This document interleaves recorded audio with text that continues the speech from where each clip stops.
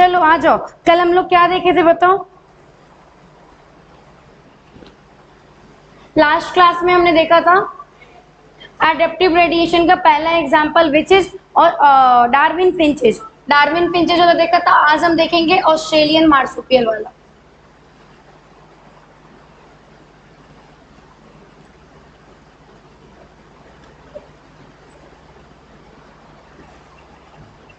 पूछो, यहां तक में किसी को डाउट था? डार्विन फिंचेस के एग्जांपल तक में किसी को जो डाउट था पूछो।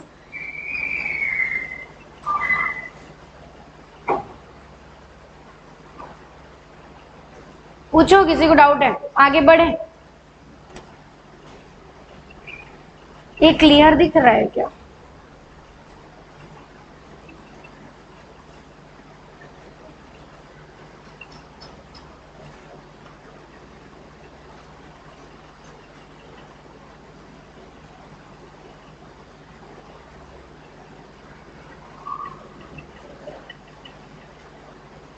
विजिबल है क्या ये? चलो देख लो क्या कहता है। यहां तक देखे थे एडेप्टिव रेडिएशन तक कि कोई अपने जियोग्राफी में अपने हैबिटेट के अकॉर्डिंग क्या हो जा रहा है, एक किसी पर्टिकुलर जियोग्राफी में, पर्टिकुलर किसी एरिया में कोई अलग अलग हैबिटेट में क्या हो जा रहा है, अडेप्ट हो जा रहा है। That is known as what? Adaptive radiation.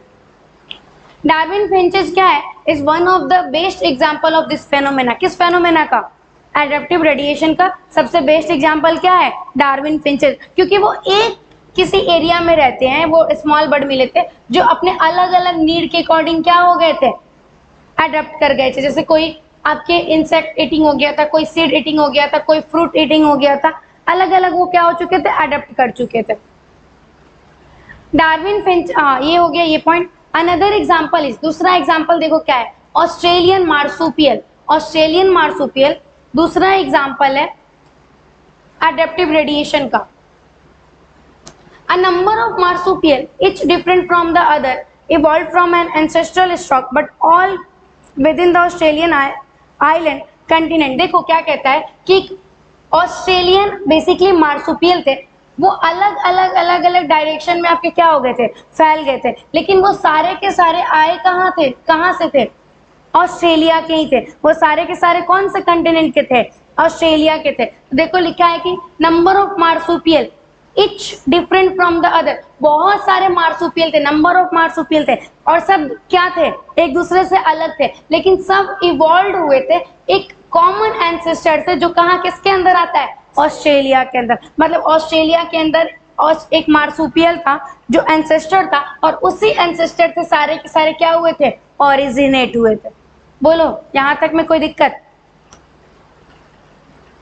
कहता है when more than one adaptive radiation appear to have occurred in isolated geographical area। कहता है कि जब एक से ज्यादा एडेप्टिव रेडिएशन होते हैं किसी एक आइसोलेटेड, किसी एक जियोग्राफिकल एरिया में, वो किसको रिप्रेजेंट करता है, representing different habitat. One can call this convergent evolution. तुम बताओ ये कन्वर्जेंट इवोल्यूशन है कि नहीं, कैसे है?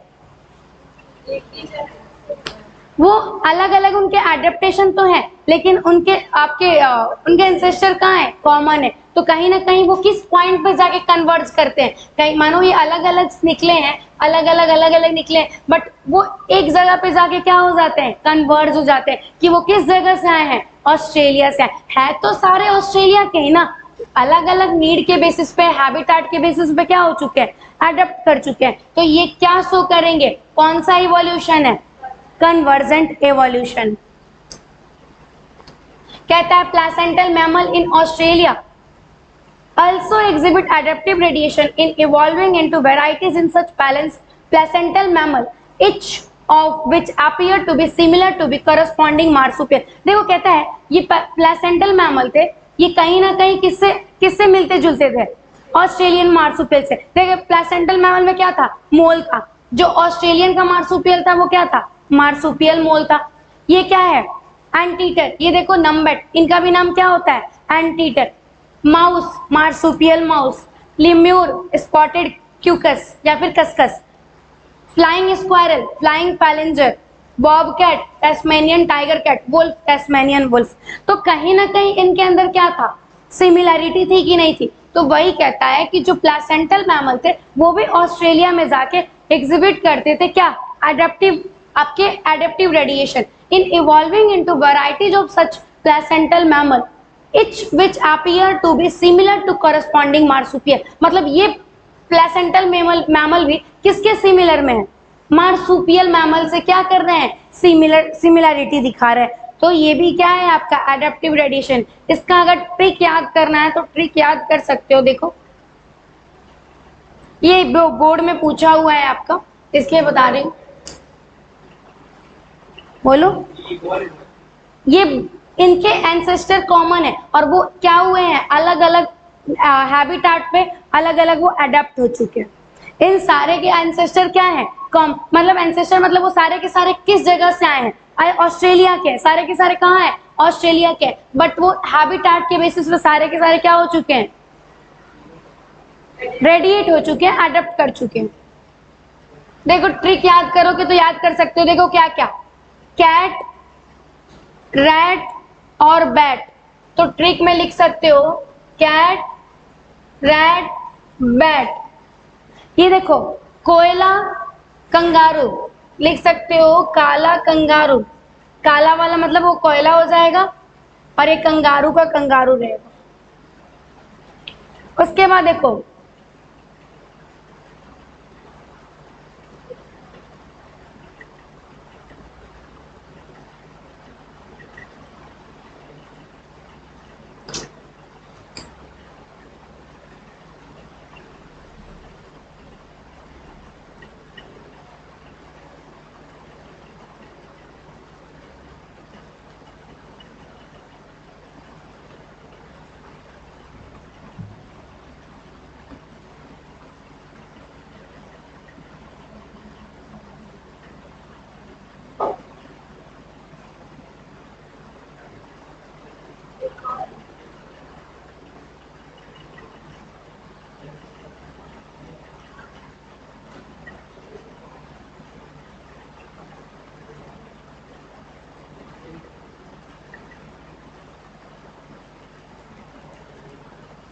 ये आपका ट्रिक है, कैट, रैट, बैट, काला कंगारू, बैंड, ग्लाइडर, वुल्फ, मोल। कैट से क्या हो जाएगा, टाइगर कैट। रैट से क्या हो जाएगा आपका, मार्सुपियल रैट। बैट से क्या हो जाएगा आपका, वॉम्बैट। काला से कोयला, कंगारू का कंगारू रह जाएगा। बैंड से यहाँ पे देखो बैंडेड एंटीटर, जो पीछे में देखा था एंटीटर नमबैट। बैंड से क्या हो जाएगा, बैंडेड एंटीटर। ग्लाइडर का क्या हो जाएगा आपका, देखो sugar glider. Wolf,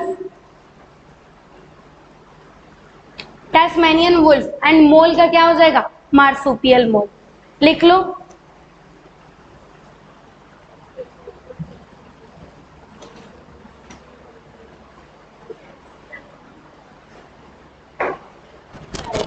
cat, rat, bat, काला कंगारू, बैंडेड ग्लाइडर, वुल्फ, मोल।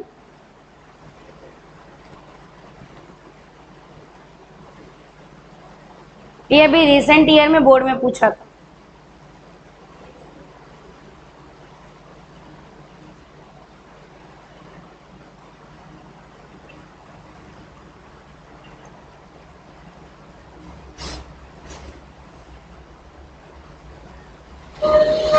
नोट कर लियो।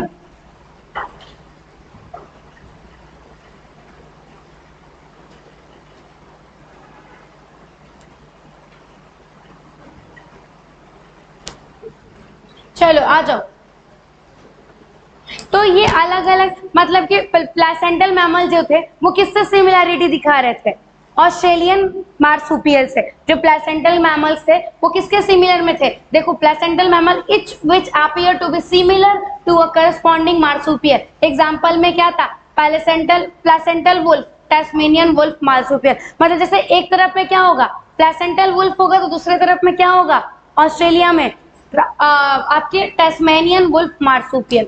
बोलो यहाँ तक कोई दिक्कत। तो आपके एडेप्टिव रेडिएशन के कितने एग्जांपल हो गए, दो। पहला डार्विन फिंचेस, दूसरा ऑस्ट्रेलियन मार्सुपियल। ऑस्ट्रेलियन मार्सुपियल क्या दिखाता है, कहीं ना कहीं कन्वर्जेंट एवोल्यूशन दिखाता है। प्लेसेंटल मैमल जो होंगे वो किससे सिमिलर होंगे, आपके ऑस्ट्रेलियन मार्सुपियल से सिमिलर होंगे। मतलब इन दोनों के एंसेस्टर क्या होंगे, कॉमन होंगे। मतलब इन दोनों की ओरिजिन क्या होगी, कहीं ना कहीं कॉमन होगी।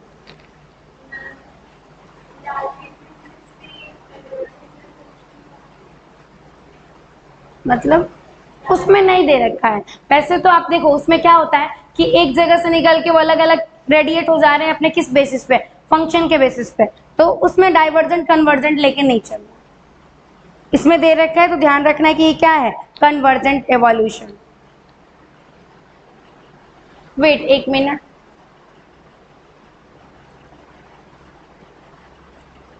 तुम एडेप्टिव रेडिएशन को ही क्या बोल सकते हो, कन्वर्जेंट इवोल्यूशन बोल सकते हो। क्योंकि आपके डार्विन फिंचेस वाले में भी क्या हुआ, देखो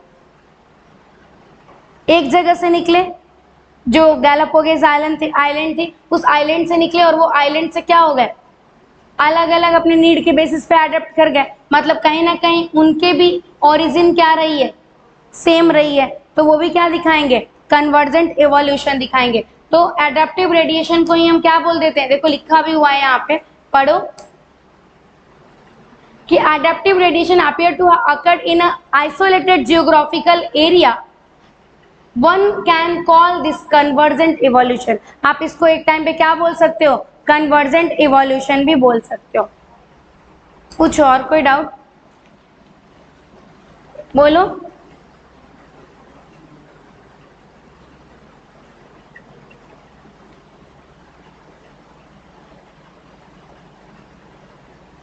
क्लियर नहीं हो रहा है ये,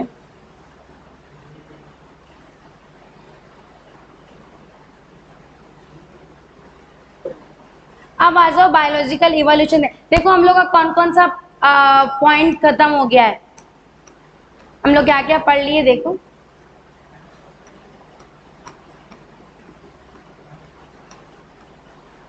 देखो हम ओरिजिन ऑफ लाइफ देख चुके हैं, evolution of life form a theory देख चुके हैं, एविडेंस देख लिए, एडेप्टिव रेडिएशन देख लिए। अप्रोक्स हम लोग 50% चीजें क्या कर लिए, देख लिए। बायोलॉजिकल क्लासिफिकेशन देखना है, मैकेनिज्म ऑफ इवोल्यूशन देखना है, हार्डी विंगबम प्रिंसिपल ये थोड़ा इंपॉर्टेंट है, ये देखेंगे। और ब्रीफ अकाउंट ऑफ इवोल्यूशन ये तो हमारा है, तो ये तो देखेंगे। तो अब आ जाओ हम देखेंगे बायोलॉजिकल इवोल्यूशन देखेंगे।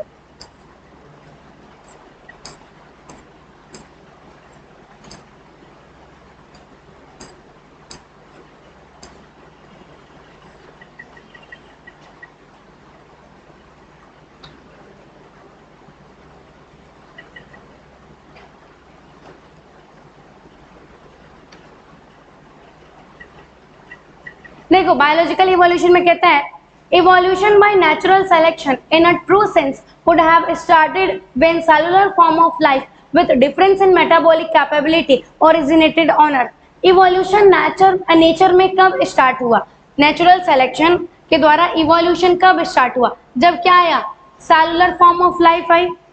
बोलो सेलुलर फॉर्म में भी क्या आया, अलग अलग डिफरेंस आया मेटाबॉलिक कैपेबिलिटी में। मानो एक बोलता है कि हम बहुत ज्यादा ठंडा रहेंगे तो ही हम सरवाइव कर पाएंगे, एक बोलता है टेम्परेचर बहुत ज्यादा रहेगा तभी हम क्या कर पाएंगे, सरवाइव कर पाएंगे। तो जब ऐसे मेटाबॉलिक कैपेबिलिटी में क्या हुआ, डिफरेंस आए, तब जाके नेचर में क्या शुरू हुआ, इवोल्यूशन शुरू हुआ। पढ़ो evolution by natural selection, natural selection के द्वारा इवोल्यूशन कब शुरू हुआ, जब सेलुलर फॉर्म ऑफ लाइफ में डिफरेंस देखने मिले मेटाबॉलिक लेवल पे।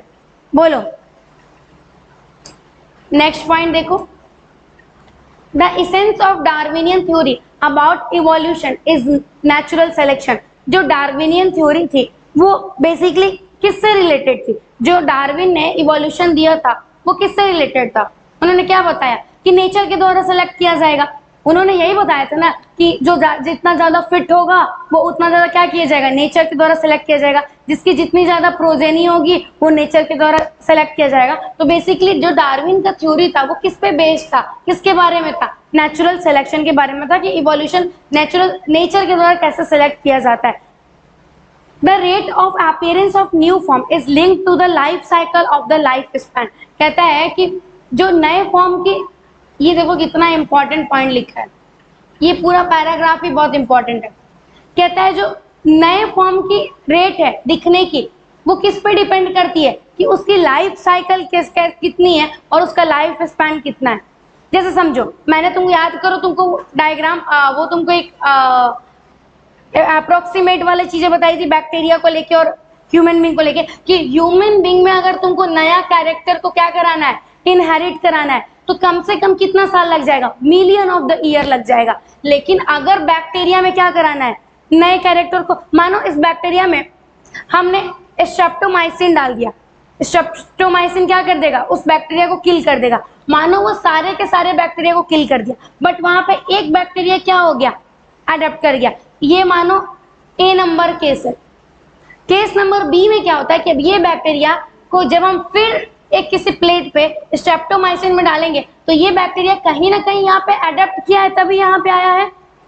बोलो, ये यहाँ पे स्ट्रेप्टोमाइसिन हम जब डाले थे सारे बैक्टीरिया किल हो गए थे, मर गए थे, लेकिन एक बैक्टीरिया क्या हो गया था, बच गया था। जब उस बैक्टीरिया को फिर से हम स्ट्रेप्टोमाइसिन में डालेंगे तो कहीं ना कहीं ये बैक्टीरिया यहाँ अडेप्ट कर चुका तो तभी यहाँ पे आया है। तो यहाँ पे एक बच्चे जब यहाँ पे वो प्रोजेनी बनाएगा इसके कंपैरिजन में क्या हो जाएगा, ज्यादा हो जाएगा, क्योंकि इसके अंदर ये कैरेक्टर क्या हो चुका है, आ चुका है कि इसके खिलाफ क्या कर सकता है, लड़ सकता है। अब यहाँ पे सारे बैक्टीरिया मर गए, मानो यहाँ 50% मरे, आगे चल के 70% बैक्टीरिया क्या हो गए, हमारे बच गए, केवल 30% मरे। एक टाइम पे जाने के बाद उस एंटीबायोटिक के खिलाफ, उस जैसे मैंने बताया था कल, ड्रग और एंटीबायोटिक के खिलाफ क्या हो जाते हैं, वो रेजिस्टेंट हो जाते हैं। तो यहाँ पे जाके 100% बैक्टीरिया क्या कर गए, सरवाइव कर गए, क्योंकि उनके पास एक नया कैरेक्टर आ चुका है। कौन सा कैरेक्टर, जो एंटीबायोटिक के खिलाफ उसको रेजिस्टेंस प्रोवाइड करेगा। बोलो, समझ में आया। तो यही कहता है कि अगर नया कैरेक्टर ह्यूमन बींग में लाना है, किसी फिश में लेके आना है, किसी फॉल में लेके आना है, तो मिलियन ऑफ द ईयर लग जाएगा। लेकिन बैक्टीरिया 20 मिनट में डिवाइड कर लेता है, तो मुश्किल से 1 वीक के अंदर हम इसके में क्या कर सकते हैं, नए कैरेक्टर को डेवलप कर सकते हैं। बोलो, क्लियर हुआ। तो देखो, तो नई लाइफ फॉर्म किस पे डिपेंड करती है, किसकी लाइफ साइकिल क्या है, इसकी लाइफ साइकिल कितनी की है, लाइफ स्पैन कितनी है, 20 से 25 मिनट, लाइफ साइकिल 20 से 25 मिनट है ना। 20 से 25 मिनट में वो क्या कर जा रहा है, डिवाइड कर जा रहा है। तो जब ये रैपिड डिवीजन, अब हम कैसे डिवाइड करेंगे बताओ, हमारे अंदर कोई नया कैरेक्टर लेके आना होगा तो मिलियन ऑफ द ईयर लग जाएगा। बार बार तुम क्या करोगे, रिप्रोड्यूस कराओगे। इसमें तो 20 मिनट में रिप्रोड्यूस हो रहा है, तो मुश्किल से 1 वीक में क्या हो जाएगा, नया कैरेक्टर डेवलप कर जाएगा। बोलो, तो नई लाइफ फॉर्म किस पे डिपेंड करती है, लाइफ साइकिल पे और लाइफ स्पैन पे। डन, नहीं समझ आया, बोलो। शिवानी, क्या डाउट है,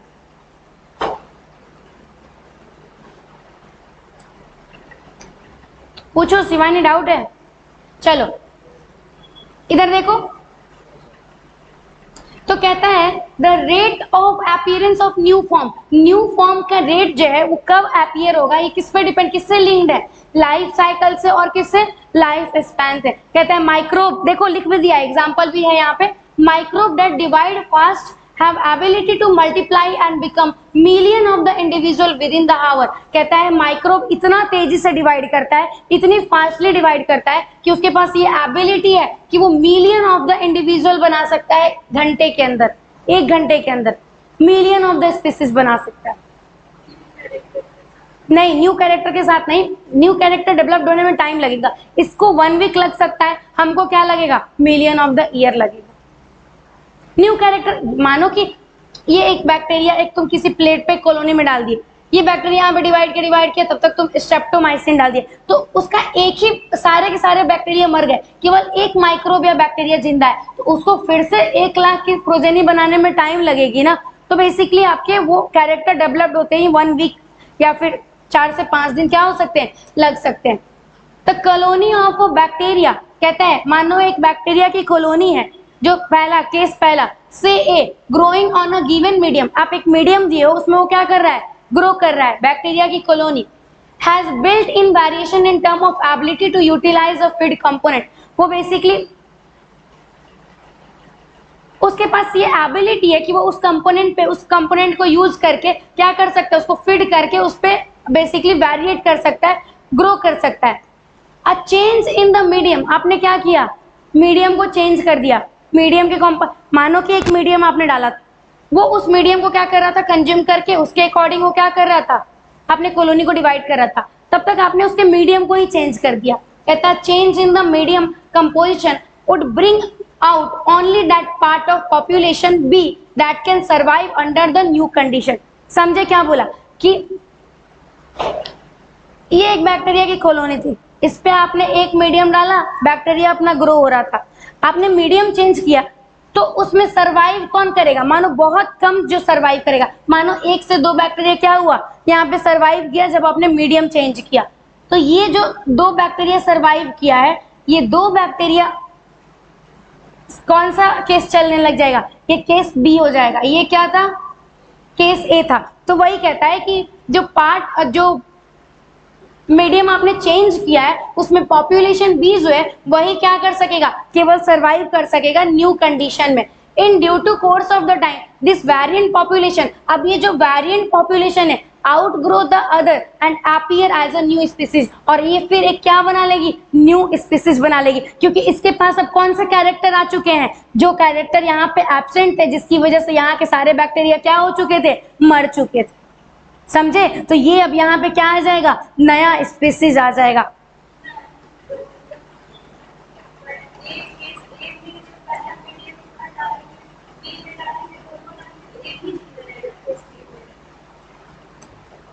केस ए हुआ, सारे के सारे बैक्टीरिया मर गए, केवल एक बच गया या 2 बच गया, एक मान लो एक बच गया, वो एक बैक्टीरिया को आपने फिर उसी मीडियम में डाला या फिर मीडियम चेंज कर दिया, तो वो बैक्टीरिया तो अडेप्ट कर चुका है ना कि उसके पास क्या हो चुके हैं, ये कैरेक्टर डेवलप कर लिया है वो।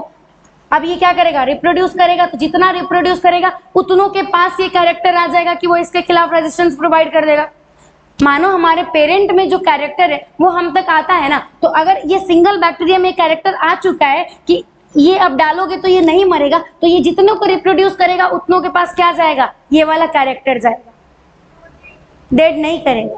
डेड कैसे करेगा, जब उसके पास उसने उसके खिलाफ रेजिस्टेंस प्रोवाइड कर लिया, उसके खिलाफ वो लड़ना सीख गया। जैसे अब हम लोग किसी के खिलाफ लड़ना सीख जाएंगे, हमको पता चल जाएगा कि किस टेक्निक से उसको हराना है, कैसे, तो वो चीज हम अपने अंदर डेवलप कर लेंगे, तो वो बैक्टीरिया क्या कर लेता है, उसके अकॉर्डिंग अडेप्ट कर जाता है, इवॉल्व कर जाता है, और बाकी सब के भी उसके प्रोजेनी में क्या हो जाते हैं, वो कैरेक्टर डेवलप कर जाते हैं। समझ आया, तो देखो क्या कहता है,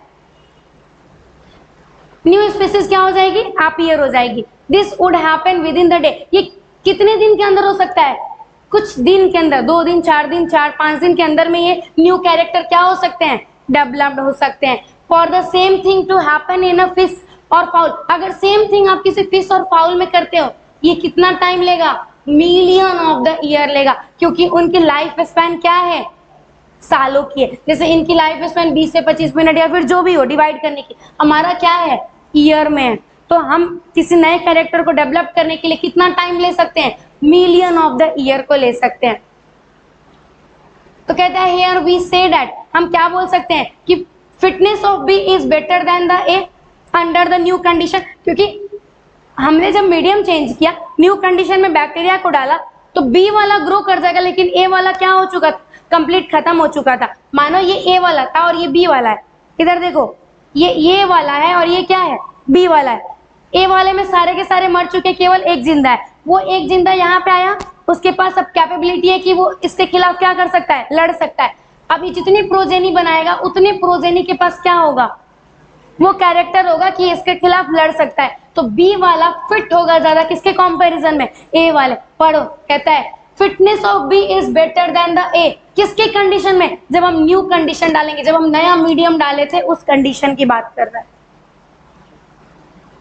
बोलो, यहां तक देखो, कोई डाउट है तो पूछो।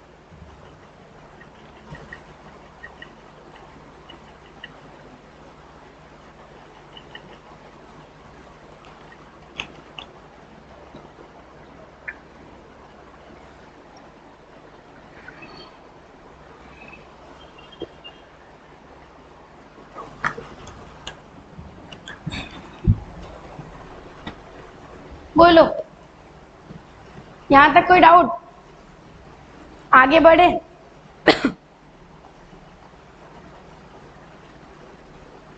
तो ये कौन सा इवोल्यूशन है? बायोलॉजिकल इवोल्यूशन है। क्योंकि ये बायोलॉजिकल इवोल्यूशन क्यों बोला इसको बताओ?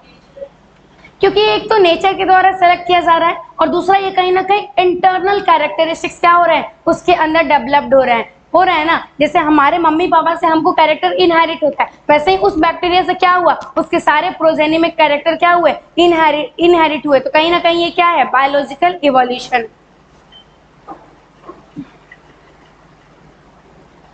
तो नेचर किसको सेलेक्ट करता है बताओ? जो ज्यादा क्या होते हैं, फिट होते हैं।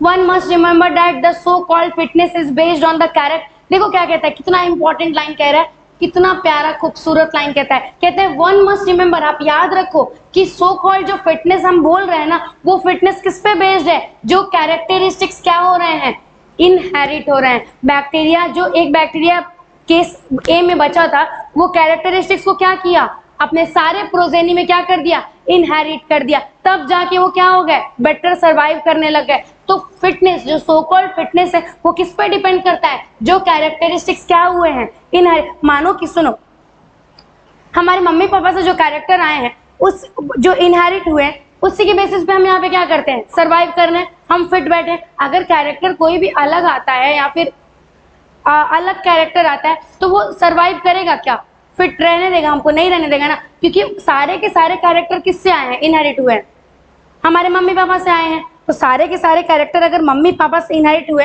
तो अगर वो अडेप्ट कर रहे हैं इस इन्वायरमेंट में, तो हम भी क्या हो जाएंगे, बेटर अडेप्ट करेंगे, बेटर फिट हो जाएंगे इस इन्वायरमेंट में। तो फिटनेस किस पे बेस्ड होता है, जो कैरेक्टरिस्टिक्स क्या हुई है, इनहेरिट हुई है, जो हमारे पिछले वाले जनरेशन से आई है। ठीक है, बोलो, क्लियर हुआ? हेंस, अब बात जहां पे भी हेंस क्या आती है, वहां नीट का फेवरेट क्वेश्चन बन जाता है, असर्शन रीजन। तो यहाँ पे असर्शन रीजन बन सकता है, जहां पे भी हेंस आए वहां पे वो असर्शन रीजन का क्वेश्चन होगा। आ जाओ, hence there must be a genetic basis for getting selected and to evolve. कहता है कि इसलिए हम क्या करते हैं, जेनेटिक बेसिस पे हम क्या करते हैं, सेलेक्ट करते हैं और इवॉल्व करते हैं। Another way of saying the same thing, दूसरे तरीके से आप ये भी बोल सकते हो इस बात को, some organism are better adapt to survive in an otherwise hostile environment. कि कुछ ऑर्गेनिज्म क्या कर जाते हैं, उस हॉस्टाइल, उस खराब से खराब इन्वायरमेंट में भी क्या कर जाते हैं, अडेप्ट कर जाते हैं सर्वाइव करने के लिए। कहता है एडेप्टिव एबिलिटी इज इनहेरिटेड। जो एडेप्टिव एबिलिटी है वो क्या होती है, इनहेरिट होती है। जैसे हमारे मम्मी पापा एडेप्ट किए हैं सराउंडिंग में, तब जाके वो क्या हुई है, कैरेक्टर हमारे अंदर आई है, इनहेरिट हुई है। तो वही कहता है कि एडेप्टिव एबिलिटी है ना, जो एडेप्ट करने की एबिलिटी है, वो क्या होती है, इनहेरिट होती है, पास होती है one generation to the next generation. ये क्या होता है, बेसिकली ये सारी चीजें कहाँ पे होती है, जेनेटिक बेसिस पे होती है, जीन से रिलेटेड होती है। Fitness is the end result of ability to adapt. Fitness basically किसका एंड रिजल्ट है, कि अगर आप फिट हो, मतलब आप क्या करोगे, आपके पास किसकी एबिलिटी है, अडेप्ट करने की एबिलिटी है, और आप नेचर के द्वारा क्या कर लिए जाओगे, सेलेक्ट कर लिए जाओगे। ये लगा लो, बहुत इंपॉर्टेंट लाइन है। Fitness is the end result of ability to adapt and get selected by the nature.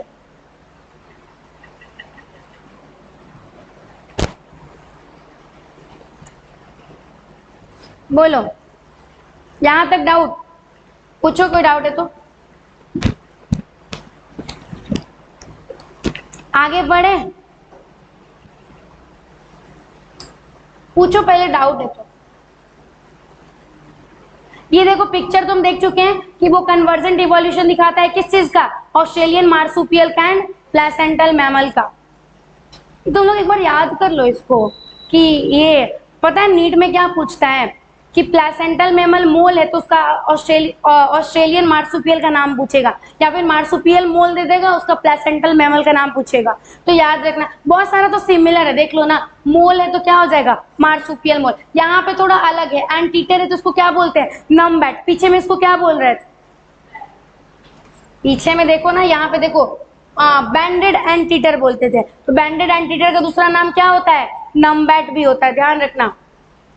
Mouse को क्या बोलेंगे, मार्सुपियल माउस। लेम्यूर, जो जो नाम अलग है, जैसे पूछेगा स्पॉटेड कस्कस, उसका क्या होगा? प्लेसेंटल। बोलो लेम्यूर होगा। तो ये नीट में पूछेगा तो तुमको मानो कि ये तो कोरिलेट कर रहा है तो तुम बता दोगे, लेकिन इसका नाम क्या है? अलग अलग है। तो ध्यान रखना, याद करना। ये देखो, ये भी कर सकते हो। फ्लाइंग स्क्वायरल तो क्या हो जाएगा? फ्लाइंग फाइलेंजर। बॉब कैट तो इसमें क्या हो जाएगा? Tasmanian tiger cat. ये वुल्फ है तो ये क्या हो जाएगा? Tasmanian wolf. तो याद कर लेना, ठीक है? कल पूछूंगी मैं सबसे। आ जाओ, ये देखते हैं। कहता है branching, descent and natural selection are two key concept of Darwinian theory of evolution. जो डार्विन ने अपने इवोल्यूशन की थ्योरी दी थी ना, उसमें दो की कांसेप्ट क्या थे? ब्रांचिंग डिसेंट मतलब फैमिली ट्री वाला, कि हमारे पेरेंट्स से हमारे में आया, हमारे से हमारे नेक्स्ट जनरेशन में जाएगा, उस नेक्स्ट जनरेशन से कहां जाएगा? दूसरे नेक्स्ट जनरेशन में। तो ये क्या होता है? ब्रांचिंग डिसेंट होता है ये। और नेचुरल सिलेक्शन, जो नेचर के द्वारा सेलेक्ट किया जाएगा, ये दो की कंसेप्ट होता है। किसका? डार्विनियन थ्योरी ऑफ इवोल्यूशन का। तो पूछेगा डार्विनियन थ्योरी ऑफ इवोल्यूशन का, आपके बोर्ड में भी पूछ सकता है कि डार्विनियन थ्योरी ऑफ इवोल्यूशन का दो की कंसेप्ट बताओ। तो पहला क्या होगा? पहला क्या होगा? Branching descent. दूसरा क्या होगा? Natural selection. टिक करो।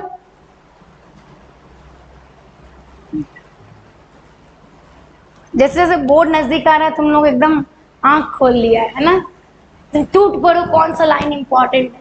सारा इंपॉर्टेंट लाइन देख जाना। पूरी साल सोए, पूरी साल जबरदस्ती कॉल करके क्लास आओ क्लास आओ क्लास आओ बोलना पड़ता है। अभी तो तुम लोग कम एक्टिव हुआ है, छठ दिवाली के बाद तो तुम लोग जो एक्टिव होगा, मतलब बोलो मत। और फिर फरवरी में जाके फिर तुम लोग क्या हो जाएगा? खत्म। मार्च तक एग्जाम चलेगा, सीबीएसई वाले हो। उसके बाद फिर तुम लोग अप्रैल के लास्ट डे में थोड़े बहुत एक्टिव हो गए, मई में नीट, पहला नीट देने के लिए।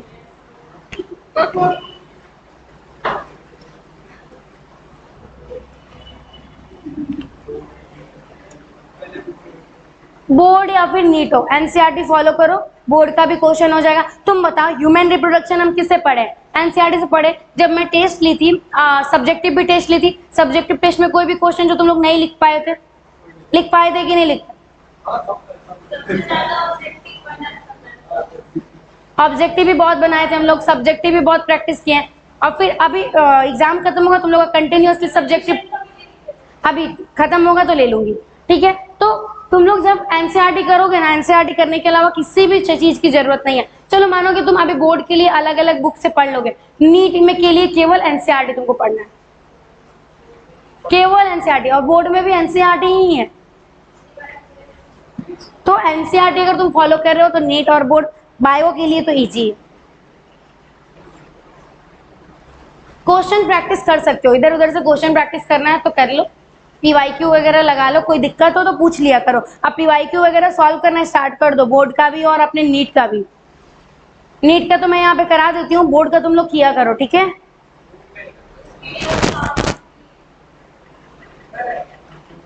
बोर्ड का भी करा दूंगी, ये चैप्टर खत्म होगा उसके बाद करा दूंगी बोर्ड का। चलो आ जाओ। इवन बिफोर डार्विन, जब डार्विन से पहले, अब आ जाओ इधर, कंसंट्रेट हो जाओ। इवन बिफोर डार्विन, डार्विन के पहले एक नेचुरलिस्ट थे जिनका नाम क्या था? लेमार्क। क्या नाम था? लेमार्क। उन्होंने ये कहा था कि evolution of life form had occur but driven by the use and disuse of the organ. उन्होंने ये बताया था लेमार्क ने कि बेसिकली लाइफ फॉर्म में इवोल्यूशन किसके बेसिस पे होता है? यूज और डिसयूज के, मतलब ऑर्गन का यूज है या फिर उसका नहीं यूज है, उस बेसिस पे इवोल्यूशन होता है। उन्होंने ये बताया कि जैसे जिराफ जो है उनके लॉन्ग नेक क्यों होते हैं?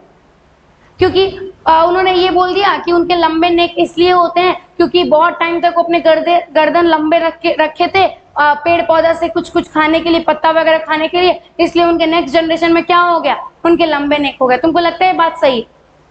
और ये बात एक्सपेरिमेंट करा के भी देखा गया कि एक चूहा का क्या कर दिया गया? पूंछ काट दिया गया, तो नेक्स्ट जनरेशन में ये देखा गया कि उस चूहे का क्या था?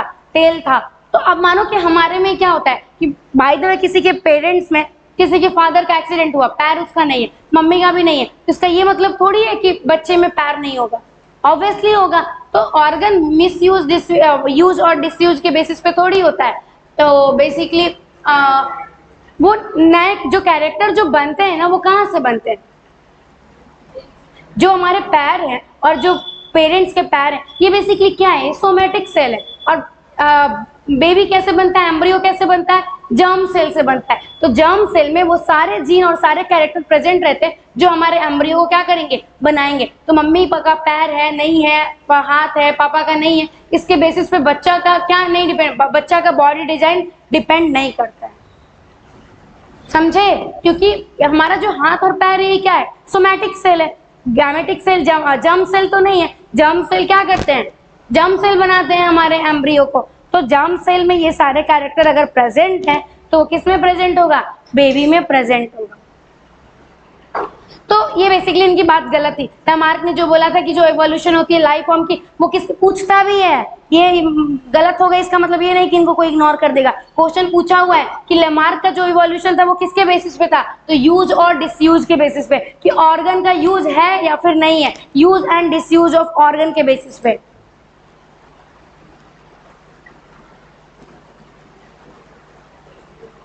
देखो, और एग्जाम्पल में भी देता है कि he gave an example of giraffe. उन्होंने जिराफ का एग्जाम्पल दिया था। Who in attempt to forage leaf, मतलब कि जो आप लंबे लंबे पेड़ पे क्या करना चाहते हैं? टॉल ट्री पे लीफ खाना चाहते हैं, तो वो अडेप्ट कर जाते हैं। उनका नेक उसी के अकॉर्डिंग क्या कर जाता है? अडेप्ट कर जाता है। लेकिन ये बात क्या थी? गलत थी, क्योंकि अडेप्ट नहीं करता है, क्या करता है? पेरेंट्स से वो क्या हो के आया है? इनहेरिट हो के आया है। As they passed on this acquired character of elongated neck to succeeding generation. उन्होंने ये बोल दिया कि एक बार वो कैरेक्टर नेक का डेवलप हो गया तो आगे के भी सारे जनरेशन में पास कर जाएगा। Giraffe slowly over the year, और giraffe after the some time after the year, वो उसी चीज के लिए क्या हो गए थे? आपके वो कैरेक्टर उनके अंदर क्या हो चुका था? एक्वायर हो चुका था। मतलब उन्होंने ये बताया कि एक जिराफ है, वो जिराफ लंबे ट्री पे क्या किया? बहुत टाइम तक, बहुत देर तक अपने गर्दन को एकदम ऊंचा करके रखा ताकि वो क्या कर सके? लीफ को खा सके। और उसकी वजह से उसके नेक्स्ट जनरेशन भी उसके लिए क्या हो गया? अडेप्ट हो गया। और हजारों साल बाद क्या हो गए? वो जिराफ उसी चीज के लिए अडेप्ट हो गए। लेकिन कोई इनके इस बात में क्या नहीं करता था? बिलीव नहीं करता था। Nobody believe in this. तो कोई भी इनके बात में क्या नहीं करता था? बिलीव नहीं करता। तो कहीं ना कहीं डार्विन की बातें क्या थी? सच थी, कि जो कैरेक्टर क्या होते हैं? इनहेरिट होते हैं हमारे पेरेंट्स से, वही हमें अडेप्ट कराते हैं। किस चीज के लिए? बेटर सर्वाइवल के लिए। ओके, यहाँ तक कोई डाउट? आगे पढ़े। देखो, कहता है इज इवोल्यूशन अ प्रोसेस और अ रिजल्ट ऑफ प्रोसेस। ये तो हमको वैसे अभी तक नहीं पता चला है, किसी ने बताया अभी तक। ये इस बात पे कंट्रोवर्सी चलती है कि इवोल्यूशन एक प्रोसेस है या फिर एक रिजल्ट है किसी प्रोसेस का, अभी तक नहीं पता चला है। तो इवोल्यूशन क्या है? एक प्रोसेस है या फिर रिजल्ट है उस प्रोसेस का। The world we see inanimate and animate is only the success story of evolution. जो भी हम लोग इनएनिमेट या एनिमेट चीजें देखते हैं, वो किसकी स्टोरी है? किसकी सक्सेस की स्टोरी है? इवोल्यूशन की सक्सेस की स्टोरी है। ये बात तो सच है कि कहीं ना कहीं क्या हुआ है, चीजें जो भी हम आज देखते हैं वो बेसिकली क्या है? इवोल्यूशन की स्टोरी है। When we describe the story of this world, जब हम इस वर्ल्ड की स्टोरी को डिस्क्राइब करते हैं तो हम किसको डिस्क्राइब करते हैं? Evolution as a process. इसको डिस्क्राइब करते हैं कि जैसे हमने देखा ना कैसे यूनिवर्स आया, फिर कैसे आया अर्थ। तो ये एक बेसिकली क्या हुआ है? प्रोसेस चलता हुआ आया है। बहुत लोग का मानना है कि ये क्या है? इवोल्यूशन क्या है? एक प्रोसेस है। Evolution as a process. On the other hand, और दूसरी साइड में लोग क्या बोलते हैं? We describe the story of life on earth, we thread the evolution as consequence of process called natural selection। और एक तरफ में हम ये देखते हैं कि नेचुरल सिलेक्शन हुआ और लोग सेलेक्ट कर लिए गए, इवॉल्व हो गए। तो उनके कहने का मतलब था कि वो रिजल्ट क्या है? उस प्रोसेस का वो रिजल्ट है। We are still not very clear, अभी भी हम इस बात को लेके क्लियर नहीं है whether to regard evolution and natural selection as a process और the end result of unknown process. हम आज भी क्लियर नहीं हुए हैं कि इवोल्यूशन और नेचुरल सिलेक्शन एक प्रोसेस है या फिर उस रिजल्ट का क्या है? उस प्रोसेस का वो एंड रिजल्ट है। ठीक है, कुछ लोग ने ये बोल दिया कि इवोल्यूशन क्या है? प्रोसेस है। कुछ लोग क्या बोल दिया? इवोल्यूशन बेसिकली क्या है? एंड रिजल्ट है। किस बेसिस पे बोला? प्रोसेस बोला। किस बेसिस पे? कि जैसे जब हम लोग यूनिवर्स की हिस्ट्री देखते हैं, अपने अर्थ की हिस्ट्री देखते हैं, तो हम देखते हैं कि पहले यूनिवर्स आया, फिर अर्थ आया, फिर नॉन लिविंग आया, फिर कौन आया, सेलुलर लाइफ फॉर्म आया, फिर आज कॉम्प्लेक्स डाइवर्सिटी। तो बेसिकली क्या है, ये प्रोसेस है। तो इस बेसिस पे कुछ लोग क्या बोल दिए कि एक इवोल्यूशन एक प्रोसेस है। दूसरी तरफ में क्या आया, नेचुरल सिलेक्शन, जिसमें अचानक से क्या होते हैं, सराउंडिंग चेंज होता है, इन्वायरमेंट चेंज होता है, और जो ज्यादा फिट होता है नेचर उसको क्या कर लेता है, सेलेक्ट कर लेता है। तो कुछ लोग बोल दिए कि ये एवोल्यूशन जो है वो बेसिकली प्रोसेस का एंड रिजल्ट है, लेकिन हम आज भी क्लियर नहीं है कि इवोल्यूशन और नेचुरल सिलेक्शन बेसिकली प्रोसेस है या फिर and result of the process. बोलो, बाकी कल यहां से देख लेंगे। बोलो, रहने दो।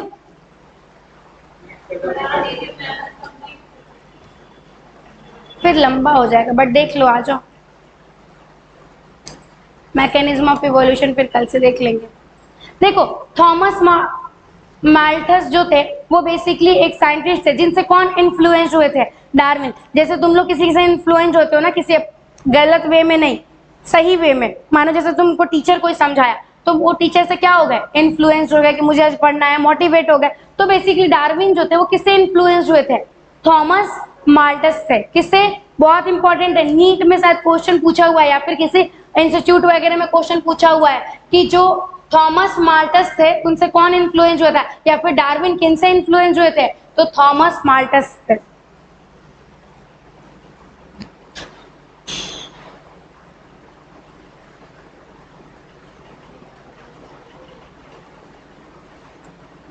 ये पूरा अभी पता है, ग्राफ पढ़ना पड़ेगा, इसीलिए बोल रही थी कल पढ़ लेना। हाँ, थोड़ा सा नहीं है, उसका ग्राफ यहाँ पे दे रखा है, ये पूरा ग्राफ है उसका, उससे रिलेटेड है। फिर एक नया मतलब एक नया अलग ही, यहाँ तक हम स्टोरी देख रहे थे, इसके बाद सब चीजें समझने वाली स्टार्ट हो जाएगी। चलो फिर आगे हम लोग कल से कैरी ऑन कर लेंगे। Till then bye bye, good night. बोलो।